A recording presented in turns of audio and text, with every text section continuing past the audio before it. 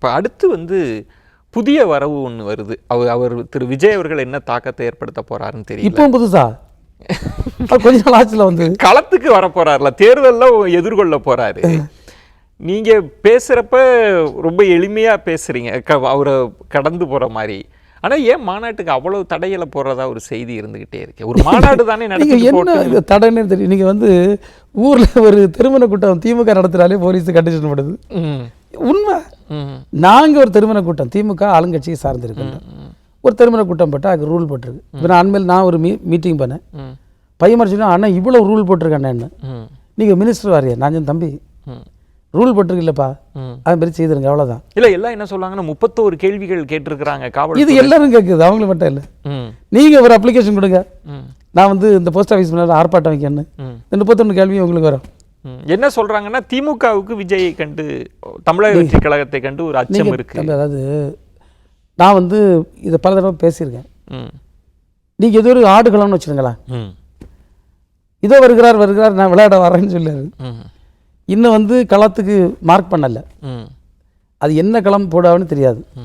பண்ணிட்டார், பண்ணணும், மார்க் பண்ணணும். அவர் அந்த களத்துல கொஞ்சம் கொஞ்சமா நகர்ந்து பெரியார் திடல் வரைக்கும் வந்துட்டார். அதுக்கு பிறகு யாரை எதுக்கு வர்றாரு கூட களத்தை விளையாட வர்றாரு தெரியணும். கிட்டத்தட்ட நீங்க புரிஞ்சுக்கலாமே, பாஜகவை எதிர்க்கிற துணி தெரியுது, நேரடியா பெரியார் திடலுக்கு வந்துடுறாரு, பெரியார் கொள்கைகளை பேச ஒண்ணுமே இல்லை. நீங்க தமிழ்நாட்டில் யார் அரசியல் பண்ணனாலும் பெரியாரை சொல்ல முடியாது, யாரு பாலிடிக்ஸ் பண்ணனாலும் பெரியார் காமராஜ் இந்த ஆளுமைகளை சொல்லாம முடியாது. 5 முனை போட்டின்றது கிட்டத்தட்ட உறுதியான மாதிரி தான் தெரியுது. 5 முனை போட்டி அப்படின்றது உறுதியான மாதிரி தான். நீங்க நிறைய பேர் டிவியில இந்த அரித்மெட்டிக் கால்குலேஷன் போடுறதை நான் பார்த்துருக்கேன். ஆமாம், பார்த்துருக்கேன். நீங்கள் வந்து டிஎம்கேனுடைய கிரிட்டிக்கல் மாஸ் பேஸ் எவ்வளோ % இருக்கும்? எவ்வளோ இருக்கும்? ஒரு குறைந்தபட்சத்தை சொல்லுங்க. ஆமாம், 25 இருக்குமா? 30 போட்டுக்கலாம். 30ன்றீங்களா? எல்லாரும் 25ன்றாங்க. 30 இருக்கும். அவங்க 30% இருக்குன்னு வச்சுக்கலாம். ப்ளஸ் எங்கள் கூட கூட்டணி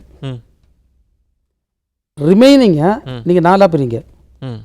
அப்போ நான் இப்படி ஒன்று கேட்கட்டுமா, அரித்மெட்டிக்ன்றதுனால திமுகவினுடைய 25லேருந்து 30ன்னு வச்சுட்டு அந்த கூட்டணி அப்படியே ஏடிஎம்கேவுக்கு ஷிஃப்ட் ஆகுது. இது சிலருக்கு கனவு, வாய்ப்பு இல்லை. இது சிலருக்கு கனவு தம்பி, இது நடைமுறைக்குள்ள விஷயம். ஆன்டி இன்கம்பன்சின்ற ஒரு ஃபேக்டர் இருக்குல்ல, அது ஒரு 5% இருக்கும்ல. அது பார்லிமெண்ட் எலெக்ஷன் என்ன ஆன்டி இன்கம்பன்சி இருந்து டிஎம்கேக்கு? ஏன் எதிராளிகள் எல்லாம் பிரிஞ்சு ஆன்டி இன்கம்பன்சி இருக்குது. இனி கவர்மெண்ட்டுக்கு சப்போர்ட்டாக உள்ள தேர்தலாம் இருந்திருக்கு. ஒரு கவர்மெண்ட்டுக்கு சப்போர்ட்டா கூட ஆட் ஆன் இருந்திருக்கு. ஆட் ஆன் ஏன் நீங்க ஆட் ஆன் ஆகக்கூடாதுன்னு இப்படி நினைக்க முடியாது? ஆனா இன்னொரு பக்கம் சொத்து வரி, மின்சார கட்டண வரி எல்லாமே உயர்த்தி வச்சிருக்காங்க. கட்டண உயர்வு எல்லா பக்கமும் இருக்கு அப்படின்றது. நீங்க சாப்பிடுற தோசையிலேருந்து தல்லைக்கு கொண்டையில் வச்சு ஊசி வேற ஜிஎஸ்டியை போட்டு இந்த பிஜேபிக்கார அட்டூழியம் பண்ணி வச்சிருக்காங்க. இல்ல நீங்க பாருங்க, இதோட ஜிஎஸ்டிக்கும் சம்பந்தம் இல்ல. இதெல்லாம் நீங்க உயர்த்தினது, மின் கட்டணம் நீங்க உயர்த்தினது, சொத்து வரி நீங்க உயர்த்தினது, எல்லாமே இதுல வந்து ஒவ்வொரு காலகட்டத்திலும் கொஞ்சம் உயரம். அது அதிருப்தியா வராதா? அது ஒன்றும் பெரிய அது இது ஒரு ஏற்புடையதான். நீங்க வந்து நான் சின்ன வயசுல எனக்கு இன்னும் ஞாபகம் இருக்கு, 5 ரூபா 20 பைசாக்கு நான் பெட்ரோல் போட்டேன். இன்னும் நான் அதை போய் ஐயோன்னு சொல்ல முடியுமா? வரி என்பது, இந்த உயர்வு என்பது தலைவர் கலைஞர் சொன்னது மாதிரி, ஒரு பூவிலேருந்து வண்டு தேனை எடுக்கும்போது பூக்கு வலிக்காமல் எடுக்கணும், அப்படி தான் அரசு இருக்கணும். கசக்கி புளியக்கூடாதுன்னு. இன்றைக்கு ஒன்றியத்தில் இருக்கக்கூடிய இந்த அரசு கசக்கி புளிச்செடுக்கக்கூடிய அளவில் ஒவ்வொரு செக்டார்லையும் நீங்கள் இன்றைக்கி இதனுடைய விலைவாசி உயர்வுக்கு இன்னைக்கு ஏன் வந்து கட்டணம் உயருது? கட்டணம் உயர்கிறது என்று சொன்னால் ப்ரொடக்ஷன் காஸ்ட் எல்லாத்துக்கும் கூடுது. அது யாருனால கூடுது? ஒன்றிய அரசுனால கூடுது. அப்போ இன்னைக்கு இருக்கக்கூடிய திமுக அரசு கொடுக்கக்கூடிய விலை உயர்வு அதெல்லாம் நீங்கள் எது எடுத்துக்கிட்டாலும் அதுக்கு அது எங்கேருந்து ஒரிஜினேட் ஆகுதுன்னா ஜிஎஸ்டியிலேருந்து தான் ஒரிஜினேட் ஆகுது. நிறைவாக ஒரு கேள்வி, அந்த அமைச்சரவை மாற்றம்னு தொடர்ந்து ஒரு செய்தி வந்துட்டே இருக்கு.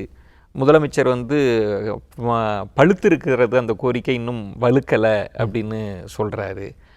வலுத்திருக்கா பழுத்திருக்கா அப்படின்ற சூழல் தெரியல. திரும்ப மாற்றம் வரும், ஏமாற்றம் இருக்காது அப்படின்னு சொல்கிறாரு. ஏன் இப்படி ஒரு ஹேஷியம் போயிட்டே இருக்கு ரொம்ப நாளா? இல்லை, அவர் அழகான வார்த்தைகளை தலைவர் பேசியிருக்காரு. மாற்றம் ஒன்றே மாறாதுன்னு சொல்லியிருக்காரு.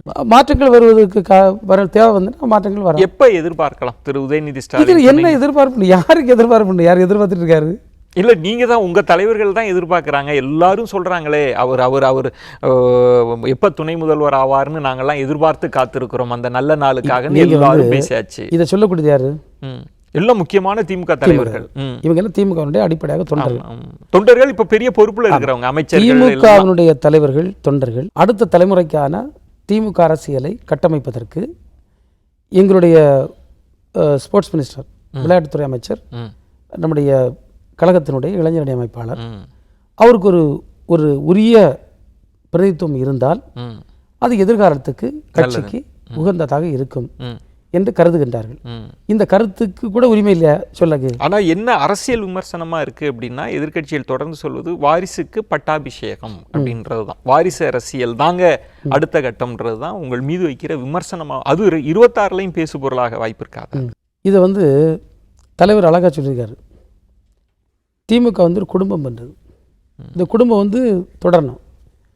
இப்போ நான் பல இடங்களில் பார்த்துருக்கேன், தோப்பனார் கம்யூனிஸ்டாக இருப்பார், பையனுக்கு மார்க்சியம் சொல்லி கொடுத்துக்க மாட்டார், இவன் ஃபாசிசத்தை படிச்சுட்டு பிஜேபிக்காரனை கூட ஓடிடும்.